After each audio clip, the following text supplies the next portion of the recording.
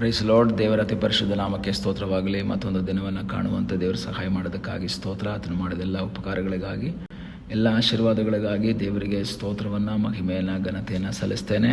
ಇಂದಿನ ವೇದ ಅಧ್ಯಯನಕ್ಕಾಗಿ ಯೋವೇಲ್ ಪ್ರವಾದನೆ ಗ್ರಂಥ 2ನೇ ಅಧ್ಯಾಯ 13ನೇ ವಾಕ್ಯವನ್ನು ಓದೋಣ.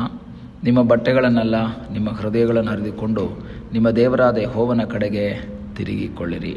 ಆತನು ದಯೆಯೂ ಕನಿಕರವೂ ದೀರ್ಘಶಾಂತಿಯೂ ಮಹಾಕೃಪೆಯೂ ಉಳ್ಳವನಾಗಿ ಮಾಡಬೇಕೆಂದಿದ್ದ ಕೇಡಿಗೆ ಮನ ಮರುಗುತ್ತಾನೆ.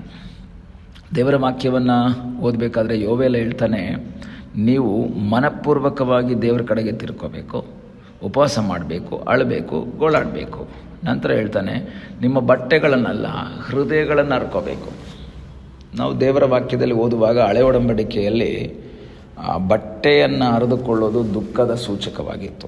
ಒಂದು ದುಃಖ ಬಂದಾಗ, ಒಂದು ಸಮಸ್ಯೆ ಬಂದಾಗ, ಒಂದು ಇಕ್ಕಟ್ಟಿನ ಪರಿಸ್ಥಿತಿ ಬಂದಾಗ, ಯುದ್ಧ ಬಂದು ತಪ್ಪಿಸ್ಕೊಳ್ಳೋಕ್ಕಾಗದಂಥ ಇಕ್ಕಟ್ಟಿನ ಪರಿಸ್ಥಿತಿ ಬಂದಾಗ ಬಟ್ಟೆಗಳನ್ನು ಹರ್ಕೊಳ್ತಾ ಇದ್ರು ಅವರು. ಬಟ್ಟೆಗಳನ್ನು ಹರ್ಕೊಂಡು ತಮ್ಮ ದುಃಖವನ್ನು ವ್ಯಕ್ತಪಡಿಸ್ತಾ ಇದ್ರು ಅವರು. ತಮ್ಮ ವೇದನೆಯನ್ನು ವ್ಯಕ್ತಪಡಿಸ್ತಾ ಇದ್ರು, ತಮ್ಮ ನಿರಾಶೆಯನ್ನು ವ್ಯಕ್ತಪಡಿಸ್ತಾ ಇದ್ರು. ದೇವರ ಹತ್ರ ಪ್ರಾರ್ಥನೆ ಮಾಡುವುದಕ್ಕಾಗಿ ಬಟ್ಟೆಗಳನ್ನು ಹರ್ಕೊಂಡು ಕಣ್ಣೀರಾಕಿ ಬೇಡ್ತಾ ಇದ್ದಂತಹ ಒಂದು ಸನ್ನಿವೇಶಗಳನ್ನು ನಾವು ನೋಡಬಹುದು. ಯೆಹೋಶುವ ಆಗಿರ್ಬೋದು, ಯೋಬ ಆಗಿರ್ಬೋದು, ಮೊರ್ದೆಕಾಯಿ ಆಗಿರ್ಬೋದು, ಅನೇಕ ಭಕ್ತರುಗಳು ಬಟ್ಟೆಗಳನ್ನು ಹರ್ಕೊಂಡು ದೇವರ ಸನ್ನಿಧಾನದಲ್ಲಿ ಪ್ರಾರ್ಥನೆ ಮಾಡಿದ್ದನ್ನು ನೋಡ್ಬೋದು. ನಾವು ಯೆಶಾಯ 22:12 ಓದಬೇಕಾದ್ರೆ ದೇವರು ಸಹ ಹೇಳಿದರು, ನಿಮ್ಮ ಬಟ್ಟೆಗಳನ್ನು ಹರ್ಕೊಳ್ಳಿ, ನೀವು ಗೋಣಿ ತಟ್ಟು ಕಟ್ಕೊಳ್ಳಿ, ನೀವು ನನ್ನ ಮುಂದೆ ಉಪವಾಸ ಮಾಡಿರಿ, ಗೋಳಾಡ್ರಿ, ಅಳ್ರಿ.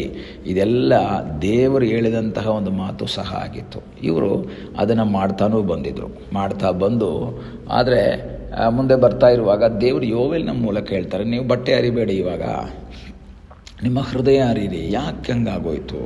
ಕಾರಣ, ಅವರ ಜೀವಿತದಲ್ಲಿ ಬಟ್ಟೆಗಳನ್ನು ಹರ್ಕೊಳ್ಳೋದು ಬರ್ತಾ ಬರ್ತಾ ಏನಾಗೋಯ್ತು, ಸ್ಟೈಲ್ ಆಗಿ ಮಾರ್ಪಟ್ಬಿಡ್ತು. ಏನೋ ಒಂದು ಹೇಳಿದ ತಕ್ಷಣ ಬಟ್ಟೆ ಹರ್ಕೊಂಡ್ಬಿಡೋದು ಅದು. ಆದರೆ ಈ ಭಕ್ತರುಗಳು ಯೆಹೋಶುವ ಆಗಿರ್ಬೋದು, ಅದೇ ಥರ ಯೋಬ, ಮೊರ್ದೆಕಾಯಿ, ಇವರೆಲ್ಲ ಬಟ್ಟೆ ಹರ್ಕೊಂಡಾಗ ಅದ್ರ ಜೊತೆಯಲ್ಲಿ ಹೃದಯನೂ ಹರಿತಾ ಇತ್ತು. ಅವರ ಹೃದಯ ಮುರಿದೋಗ್ತಾ ಇತ್ತು. ಮುರಿದ ಮನಸ್ಸುಳ್ಳವರಿಗೆ ಯೆಹೋವನು ನೆರವಾಗ್ತಾನೆ. ಹೃದಯ ಮುರಿತಾ ಇತ್ತು, ಹೃದಯ ಹರಿದೋಗ್ತಾ ಇತ್ತು. ಆದರೆ ಬರ್ತಾ ಬರ್ತಾ ಏನಾಯಿತು, ಬಟ್ಟೆ ಹರಿಯೋದೇ ಒಂದು ಸ್ಟೈಲ್ ಆಯಿತು. ಬಟ್ಟೆ ಹರಿತಾ ಇದೆ, ಬಟ್ ಹೃದಯ ಹರಿತಾ ಇಲ್ಲ. ಬಟ್ಟೆ ಹರಿತಾ ಇದ್ದಿದ್ದು ಅವರ ಪಶ್ಚಾತ್ತಾಪದ ಸೂಚನೆಗಾಗಿ, ಹೊರಗಿನ ಜನರ ಒಂದು ಸೂಚನೆಗೆ. ಅವ್ರು ಬಟ್ಟೆ ಹರಿದಿರೋ ನೋಡಿದ್ರೆ ಅವನು ಪಶ್ಚಾತ್ತಾಪ ಪಟ್ಟಿದ್ದಾನೆ, ಕಣ್ಣೀರಾಗ್ತಾ ಇದ್ದಾನೆ, ಏನೋ ಕಷ್ಟ ಬಂದಿದೆ ಅಂತ ಜನರಿಗೆ ಗೊತ್ತಾಗ್ತಾ ಇತ್ತು. ಆದರೆ ಇವತ್ತು ಏನಾಗ್ತಾ ಇದೆ, ಜನರು, ಇಸ್ರಾಯೇಲ್ ಜನರು ಬರ್ತಾ ಬರ್ತಾ ತಮ್ಮ ಪೂರ್ವಿಕರು ಮಾಡಿದ ಹಾಗೆ ಬಟ್ಟೆಗಳನ್ನು ಹರ್ಕೊಳ್ತಾ ಇದ್ದಾರೆ.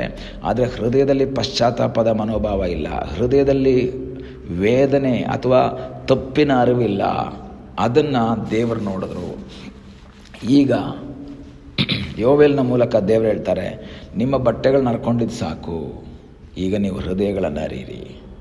ಹೃದಯ ಹರಿದಿಲ್ಲ ಅಂದರೆ ನಾನು ಪ್ರಸನ್ನನಾಗೋದಿಲ್ಲ, ನಾನು ಸಹಾಯ ಮಾಡೋದಿಲ್ಲ, ನಾನು ಪರಿಹಾರ ಕೊಡೋದಿಲ್ಲ.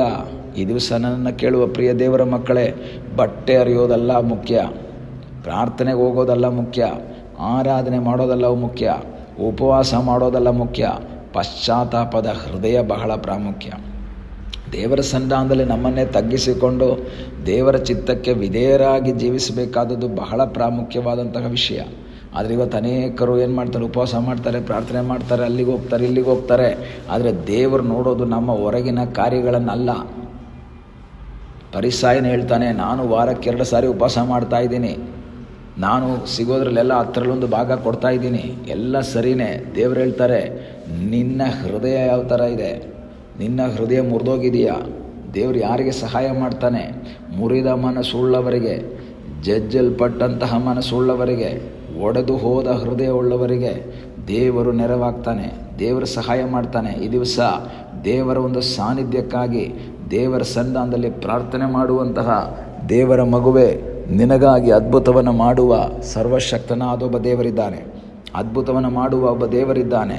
ದೇವರ ವಾಕ್ಯ ಹೇಳ್ತದೆ, ನೀವು ನಿಮ್ಮ ಬಟ್ಟೆಗಳನ್ನೆಲ್ಲ ಹೃದಯಗಳನ್ನು ಹರಿದುಕೊಂಡು ದೇವರ ಕಡೆ ತಿರುಗಿರಿ. ಬಟ್ಟೆಗಳನ್ನ ಹರ್ಕೊಂಡು ನೀವು ಮೇಲೆ ನೋಡಿದ್ರೆ ಹೃದಯವನ್ನು ಶೋಧಿಸುವಂಥ ಒಬ್ಬ ದೇವರಿದ್ದಾನೆ. ಹೃದಯ ಒಡೆದೋಗದೇ ಇದ್ದಾಗ, ಹೃದಯ ಮುರಿದೇ ಇದ್ದಾಗ ಪರಿಹಾರ ಮಾಡಲ್ಲ. ಬಟ್ಟೆ ಅಲ್ಲ ಇಲ್ಲಿ ಮುಖ್ಯ. ಅನೇಕರು ತಿಳ್ಕೊಂಡ್ರು ಬಟ್ಟೆ ಹರ್ಕೊಂಡ್ರೆ ಸಾಕು ದೇವರು ಸಹಾಯ ಮಾಡ್ತಾರೆ. ಇಲ್ಲ, ಅದು ಒಂದು ತೋರಿಕೆ ಮಾತ್ರ ಅಷ್ಟೇ. ಪಶ್ಚಾತ್ತಾಪದ ಒಂದು ತೋರಿಕೆ ಮಾತ್ರ ಆಗಿತ್ತು. ಆದರೆ ಪಶ್ಚಾತ್ತಾಪ ನಡಿಬೇಕಾಗಿರೋದು ಹೃದಯದಲ್ಲಿ. ಅದಕ್ಕೆ ದೇವರ ವಾಕ್ಯ ಹೃದಯದಲ್ಲಿ ಸುನ್ನತಿಯಾಗಬೇಕು, ಹೃದಯದಲ್ಲಿ ಸುನ್ನತಿಯಾಗಬೇಕು. ದೇವರು ಅದನ್ನು ಬಯಸುವನಾಗಿದ್ದಾನೆ. ಈ ದಿವಸ ಕರ್ತನಿಗೆ ಹೇಳೋಣ, ಕರ್ತನೆ, ನನ್ನನ್ನೇ ನಿನ್ನ ಸ್ಥಳಕ್ಕೆ ಒಪ್ಪಿಸಿಕೊಡ್ತೇನೆ. ದೇವರೇ, ನಾನು ನಿನ್ನ ವಾಕ್ಯವನ್ನು ಅನುಸರಿಸಿ ನಿನಗಾಗಿ ಜೀವಿಸುವಂತೆ ಸಹಾಯ ಮಾಡು. ಅದರ 12ನೇ ವಾಕ್ಯದಲ್ಲಿ ಓದ್ತೇವೆ, ನೀವು ಮನಪೂರ್ವಕವಾಗಿ ನನ್ನ ಕಡೆಗೆ ತಿರುಗಿರಿ. ಯಾರೋ ಫೋರ್ಸ್ ಮಾಡಿ ತಿರುಗಬೇಡಿ, ಉಪವಾಸ ಮಾಡಿರಿ, ಅಳಿರಿ, ಗೋಳಾಡ್ರಿ ಎಂಬುದಾಗಿ ದೇವರು ಹೇಳ್ತಾನೆ. ಯಾರ್ದೋ ಒತ್ತಾಯಕ್ಕೆ ಮಣಿದು ನಾವು ಉಪವಾಸ ಮಾಡೋದಲ್ಲ, ಬಟ್ಟೆ ಹರಿಯೋದಲ್ಲ. ಎಲ್ಲರೂ ಬಟ್ಟೆ ಹರಿಯಿರಿ ಅಂದಾಗ ಬಟ್ಟೆ ಹರಿಯೋದಲ್ಲ, ಎಲ್ಲರೂ ಉಪವಾಸ ಮಾಡೋಣ ಅಂತ ಹೇಳಿದಾಗ ಅಲ್ಲ. ದೇವರ ಸನ್ನಿಧಾನದಲ್ಲಿ ಉಪವಾಸ ಮಾಡಬೇಕು ಅಂದಾಗ ಅನ್ನಿಸಿದಾಗ ನಾವು ಉಪವಾಸ ಮಾಡಿ ಗೋಳಾಡಿ ದೇವರ ಸಲ್ಲಿ ಪ್ರಾರ್ಥನೆ ಮಾಡುವಾಗ ಅದ್ಭುತವನ್ನು ಮಾಡುವ ಸರ್ವಶಕ್ತನಾದೊಬ್ಬ ದೇವರು ಜೀವಿಸ್ತಾ ಇದ್ದಾನೆ. ಈ ದಿವಸ ಅದಕ್ಕಾಗಿ ನಮ್ಮನ್ನೇ ನಾವು ಸಮರ್ಪಿಸಿಕೊಂಡು ಹೃದಯದಲ್ಲಿ ಸುನ್ನತಿ ಉಳ್ಳವರಾಗಿ, ಮನ ಮುರಿದವರಾಗಿ ದೇವರ ಸಲ್ಲಿ ಪ್ರಾರ್ಥಿಸುವಂತೆ ದೇವರು ನಮಗೆ ಸಹಾಯ ಮಾಡಲಿ. ಕಣ್ಣುಗಳನ್ನು ಮುಚ್ಚೋಣ, ಪ್ರಾರ್ಥನೆ ಮಾಡೋಣ. ನಮ್ಮನ್ನು ಬಹಳವಾಗಿ ಪ್ರೀತಿ ಮಾಡುವ ಪರಲೋಕದ ತಂದೆಯಾದ ದೇವರೇ, ಒಳ್ಳೆಯ ಸಮಯಕ್ಕಾಗಿ ಸ್ತೋತ್ರ. ಈ ಸಮಯದಲ್ಲಿ ಮತ್ತೊಂದು ಆವರ್ತಿ ನಿನ್ನ ಸನ್ನಿಧಾನದಲ್ಲಿ ಬಂದಿದ್ದೇವೆ. ನಮ್ಮನ್ನೇ ನಿನ್ನ ಪಾದಗಳಿಗೆ ಒಪ್ಪಿಸಿಕೊಡ್ತೇವೆ. ನಿನ್ನ ಕೃಪೆ, ನಿನ್ನ ಆಶೀರ್ವಾದ, ನಿನ್ನ ಸಾನ್ನಿಧ್ಯ ನಮ್ಮ ಸಂಗಡ ಇದುವರೆಗೆ ಇದ್ದದಕ್ಕಾಗಿ ಸ್ತೋತ್ರ. ದೇವರೇ, ಹೆಸರಿಗೆ ಮಾತ್ರ ಪ್ರಾರ್ಥಿಸುವುದು ಉಪವಾಸ ಮಾಡುವುದಲ್ಲಪ್ಪ. ಹೃದಯ ಒಡೆದವರಾಗಿ, ಮುರಿದ ಮನಸ್ಸುಳ್ಳವರಾಗಿ ನಿನ್ನ ಸಲ ಪ್ರಾರ್ಥಿಸುವಂತೆ, ನಿನ್ನ ವಾಕ್ಯವನ್ನು ಧ್ಯಾನಿಸುವಂತೆ, ನಿನ್ನ ಚಿತ್ತವನ್ನು ಮಾಡುವಂತೆ ಕರ್ತನೆ ನಮಗೆ ಕೃಪೆ ಮಾಡು. ಪ್ರಾರ್ಥನೆಯನ್ನು ಕೇಳಿದ್ದಕ್ಕಾಗಿ ನಿನಗೆ ಸ್ತೋತ್ರ. ಯೇಸುವಿನ ಮುದ್ದಾದ ಹೆಸರಿನಲ್ಲಿ ಬೇಡಿಕೊಳ್ಳುತ್ತೇವೆ ನಮ್ಮ ಪ್ರೀತಿಯ ತಂದೆಯೇ. ಆಮೇನ್. God bless you.